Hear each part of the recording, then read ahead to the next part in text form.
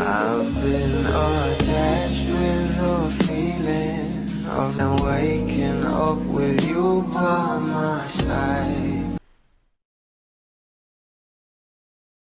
Hanggang ito ang ating Donnie Pangilinan nga ay nag-post nga sa kanyang social media account ng mga throwback pics noong 2016 na ayon pa nga guys sa kanyang caption dito, 2016 is back.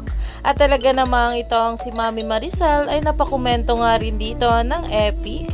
At dahil nga rin dito guys ay talaga namang itong ating Donnie ay spotted nga na binahagi nga sa kanyang social media ang isang larawan.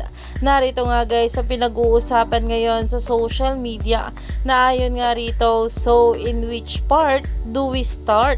At talagang ayon nga guys sa mga bula, ba't hindi ko nahanap ang video ko na sinabi ni Donnie na si Belle lang makakasuot ng brand jersey niya.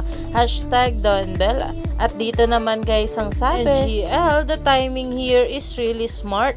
Donnie starts with throwbacks that tap into shared nostalgia. Then Analog Manila shows up, literally saying, this is more than a throwback. That kind of narrative hand-up feels deliberate and honestly pretty brilliant. I'm geeking out. Ito nga raw mga throwback speaks ng ating Donnie Pangilinan eh hindi nga lang ito basta throwback, may mas malalim pa nga raw dito. Kaya naman marami pa nga talaga tayong dapat abangan sa ating couple ngayong araw.